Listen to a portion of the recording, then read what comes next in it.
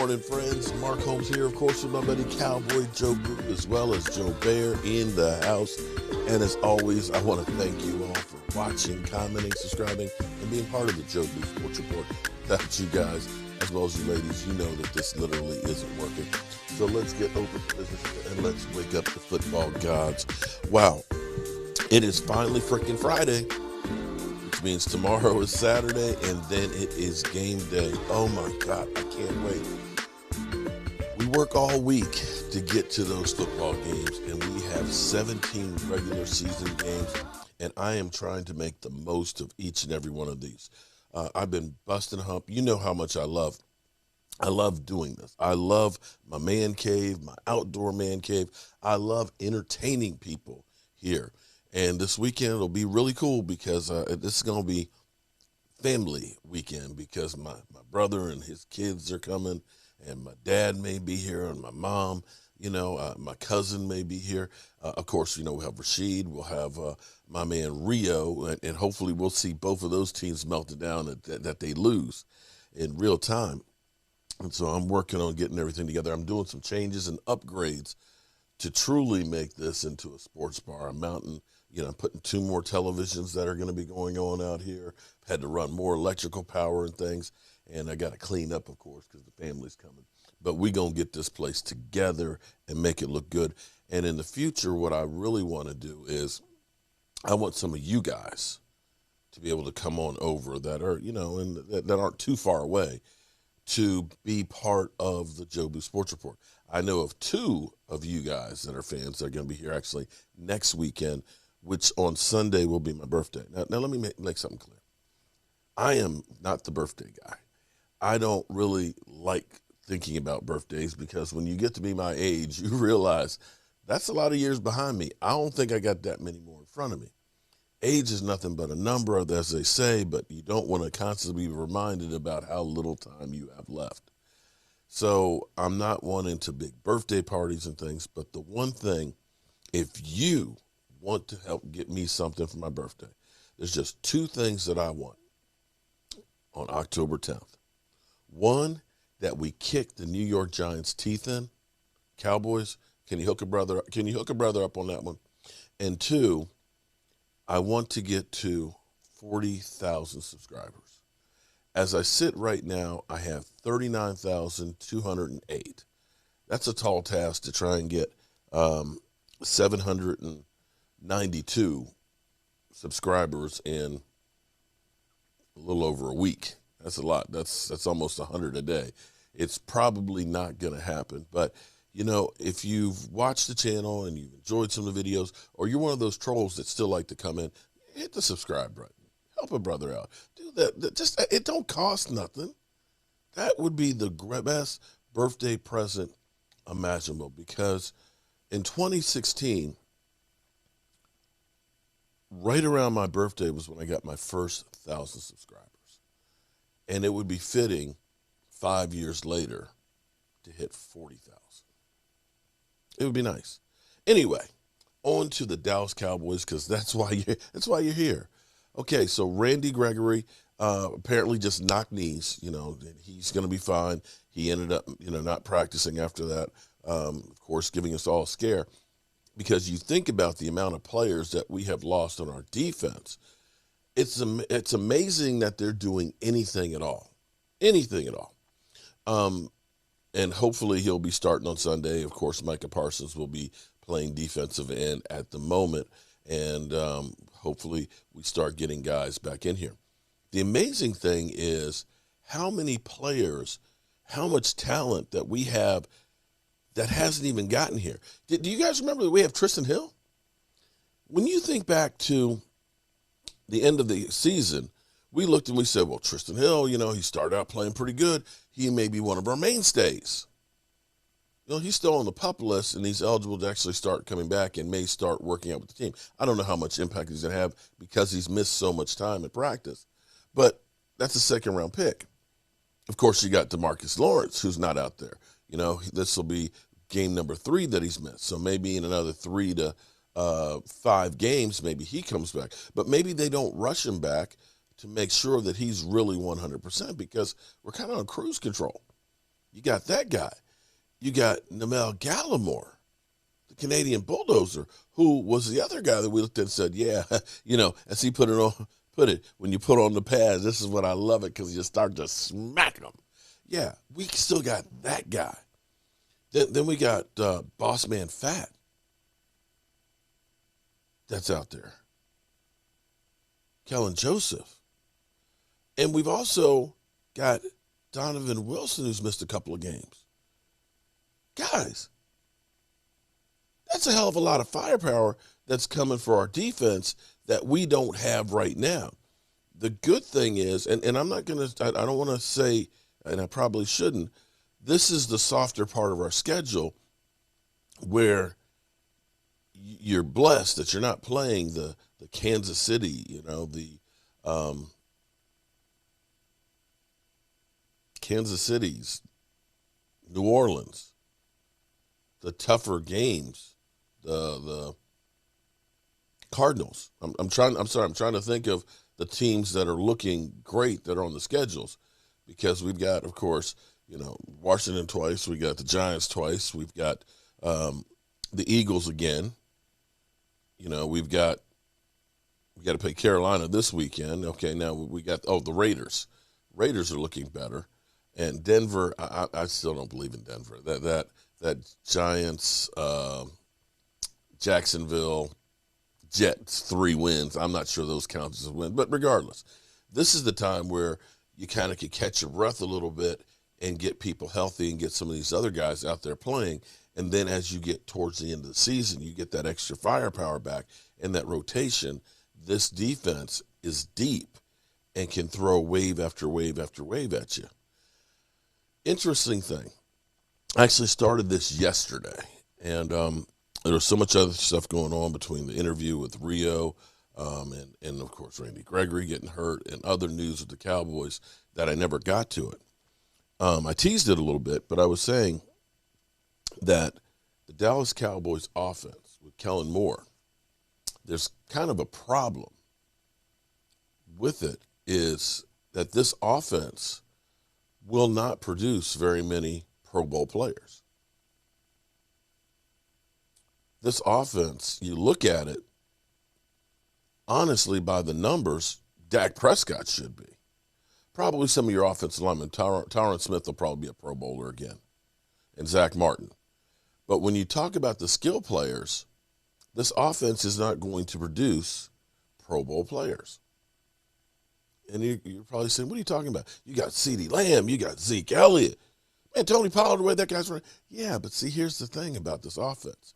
First of all, Dak Prescott right now, and I know they'll come up, well, he's just dinking and dunking. That's why it's so high. Right now, Dak Prescott's completion percentage is 77.5% through 3 games. Now, we don't know if that'll hold up because, like last year, through the first 5 games, he was on pace for 6,500 yards, which would have beat the old record by 1,000. We don't know if that pace had kept up, and it's not exactly what you really want to do, because what you want is balance.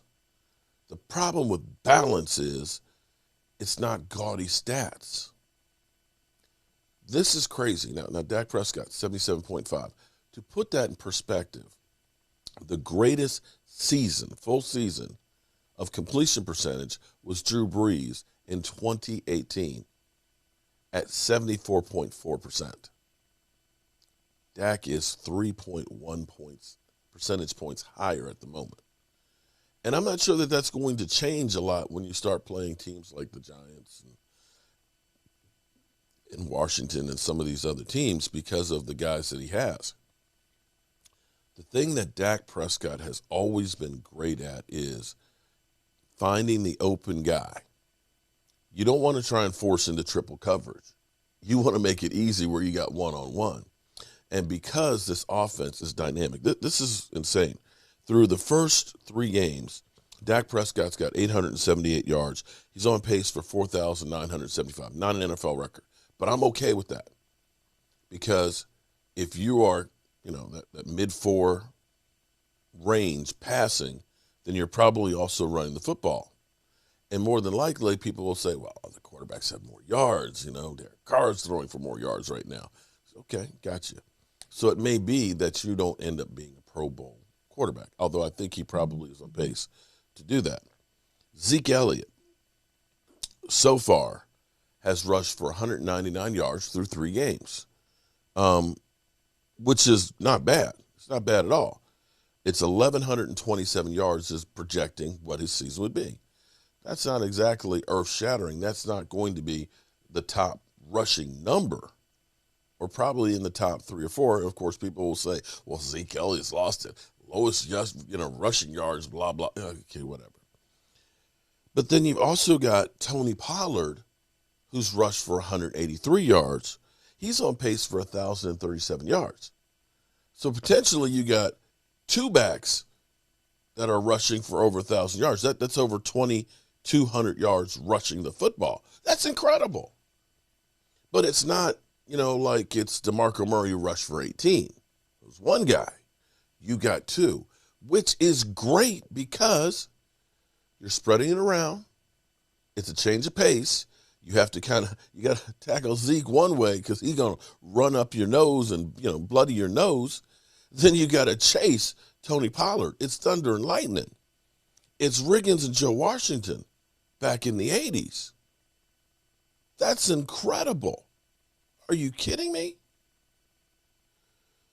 And then when you start looking at the receivers, CeeDee Lamb looks like at the moment he's going to be the leader on the team in reception yards.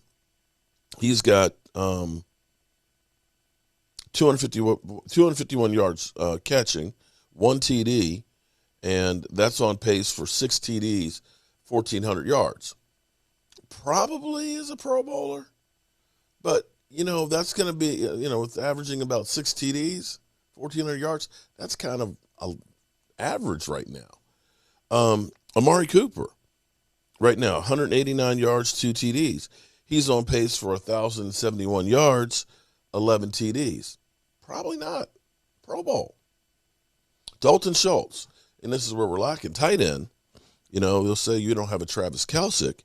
Dalton Schultz has got 143 yards, 2 TDs. That's on pace for 810 yards, 11 TDs. Great season. Blake Jarwin, right now, he's got 71 yards, no TDs. That's on pace for 402 yards. Now, if you were to get 1,200 yards out of your tight end, one guy, he's a Pro Bowler. If you were to get a wide receiver that's getting close to 2,000 yards, that's a Pro Bowler. Well, that's definitely. But you've got so many, and that doesn't even put in there what you have with Michael Gallup when he gets back. Because he would have been, had he been healthy, probably on pace to get 1,000 yards as well. And, of course, Zeke Elliott, 1,100 yards, probably not going to get there. But between the two of them, you're over 2,000 yards rushing. This is death by 1,000 cut. This is the Hydra offense. I kind of coined that a few years ago. But a Hydra from Greek mythology is this multi-headed beast. And I may need to pull that I think I had actually a logo where the Hydra is going after Philly 500. But you have all these different heads that can beat you. If you're a defensive coordinator, what do you do? Do you try and stop Zeke and Tony Pollard in the running game? Well, it's okay. They'll RPO you, and Dak will find the open guy. You got CD, you got Amari Cooper, you got Blake Jarwin, you got Dalton Schultz. You got Noah Brown, Cedric Wilson, coming back, Michael Gallup. It's almost an embarrassment of what you have on this offense. And the offensive line thus far has been playing well and taking hits from Zach Martin missing time, Lyle Collins being out. We may do some shifting to help out Tyler Badish because he's the part where you look at we're struggling. But this is incredible. And see, the thing about this is to have an offense like this, you've got to have the right kind of guys. Because every week we've had a different wide receiver leading catching the football. One week we're passing the hell out of it and not running the ball, and Zeke's the blocker. Another week we're just running the crap out of it and not really throwing that much. And so if you are a, give me the ball kind of guy, ball hog that want to show, it's not going to work because you're too selfish. T.O. would not be good in this offense right now because he's not getting the ball enough. But Amari Cooper, who only was targeted 4 times in the last game, it's cool.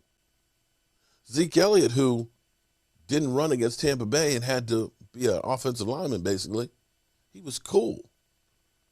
This group of guys is putting their egos aside for the betterment of the team. That's the dogs that we have on this team. Now, I want to do one more thing in here. I don't know if sometimes these will get copyrighted, so if it does, I'll copyright it out.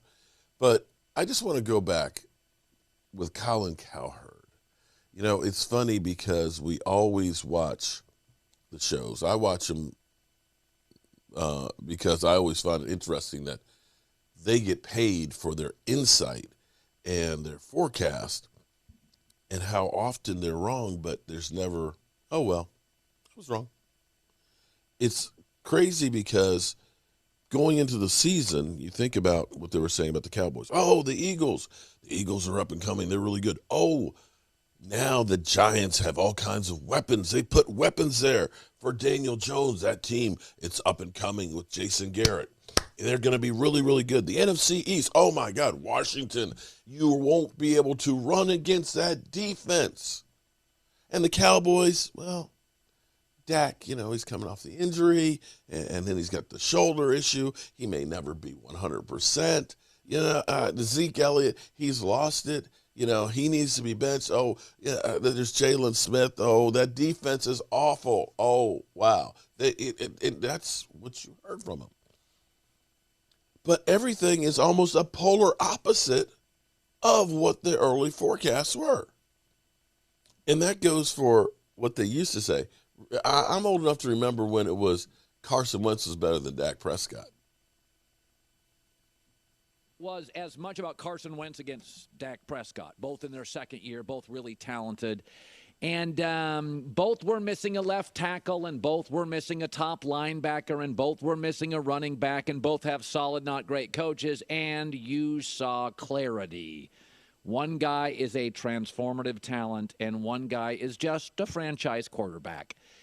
Let me give you an example, and this is what happens all the time. We get fooled until something's side by side. If you were driving in America, it could be Wyoming, it could be rural New York. You're on a quiet highway, and a Corvette pulls up next to you, and you look over at that Corvette, and you're like, man, look at those mags. Look at that car. That thing is really impressive. Then it drives off. And then an hour later, a Maserati pulls up next to you. And you're like, wow, look at that car. That's fast. And you're thinking, boy, those were two amazing sports cars. But if the Corvette and the Maserati pulled up simultaneously, one cost you $50,000. One cost you close to $200,000. One is one of the fastest cars ever created. One's a sports car. Carson Wentz, he's a Maserati. And by the way, always broke down into the shop. There's nothing wrong with Corvettes. Corvettes are fun and affordable, but side by side, come on now, it's not close. Let's be honest about this. Carson Wentz is a first-round talent, and Dak got drafted in the 4th for a reason. I know. Russell Wilson went in the 3rd. I know. Tony Romo went undrafted. I know. Tom Brady, he went in the 6th. I know. Joe Montana went 3rd. They are outliers, folks. You get what you pay for with quarterbacks. The first 2 rounds, that's where most of the great ones come from. Elway, Marino, Bradshaw, Aikman, Big Ben, Favre, Peyton Manning, Breeze, Aaron Rodgers, Steve Young, a number 1 supplemental, Stabler, Jim Kelly, Bob Greasy. By the way, all the young people we like, Goff and Wentz and Deshaun Watson and Andrew Luck were also first-rounders. Come on, man. You sized those guys up last night. Dak was missing a left tackle, so was Wentz. Dak missing a top linebacker, so was Wentz. Dak missing a running back, so was Wentz. Both have solid coaches. And on the road, Carson Wentz is absolutely unbelievable. If you had a checklist of what you want your quarterback to be, size, one of these guys is 6'2", 230. The other is 6'5", 240, and more athletic, and has a better arm, and has better feet, and has a next-level it quality. You put talent on the same field, there's not always a huge gap, but you get clarity. Saturday night, USC UCLA played. You had Josh Rosen, and then you had Sam Darnold. And they'd both been great all year, but a lot of you felt Darnold is the guy, and Rosen's team can't win. And then you watch them Saturday side by side, and you're like, oh, Josh Rosen, he's more polished. He's more refined. He's ready to be the best player in this draft. Darnold would probably go 2, and he's going to be really good. But, boy, he looked a little unpolished at times next to Rosen. I mean, this isn't close. We like Dak, but you got to love Wentz. You see this all the time in college basketball, where a Jimmer Fredette, a Buddy Hield, Shabazz Napier against college guys, you're like, man, that guy's a baller. Then you see him in the summer league against average pros, and you're like, he's not that much of a baller. Then you see him against, like, NBA players, and you're like, oh, he won't be in the league. He won't be in the league forever. Great. Last night was great versus good. You saw the Maserati and the Corvette side by side. It's not close. All right, let's segue to this. I want to talk about teachers. Okay. Proof that great quarterbacks are generally drafted in the first round. Yeah. And so, as I sit here, and I've been on the Dak Prescott bandwagon, and I have literally been called everything but a child of God by some people that, oh, you're just a Dak lover. You just want Dak to get paid. Oh, you think that he's your son or something like that. No, I have looked at it from day one and said, this guy is a baller. This guy is now driven that he is going to shut all of these haters out there, these people that don't believe him. He will prove to you, and has been proven to you, he is a good, if not great, quarterback. And when the dust settles, we've seen where Carson Wentz is right now. Carson Wentz can't stay healthy. Carson Wentz is not a player that's even liked on his team very much. Carson Wentz, 3 games in, I think they're ready to abandon him. The Eagles literally paid him to leave, knowing that they weren't sure that Hurts was the guy. So that's all I have for you right now.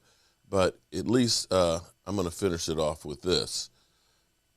CBS Sports quarterback ranking currently has Aaron Rodgers, number 1, Pat Mahomes, number 2, Russell Wilson, number 3, Tom Brady, number 4, and little old Dak at 5. What would the Eagles give up to have Dak in green right now? Prescott once again looked calm and collected in every facet of the game against Philly. He belongs in the MVP talk. Carson Wentz, well, let's see. I don't know if the list goes down that far. Let's see. Carson Wentz, 23rd. Like his final years in Philly, it's hard to separate Wentz from his dire circumstances, whether it's injury or poor help. Either way, he looks hobbled and still shouldering too heavy of a burden. I'm Mark Holmes, and you know how we roll. Mark Holmes here, and as always, I want to thank you all for watching, commenting, subscribing, and being part of the Joe with the Sports Report.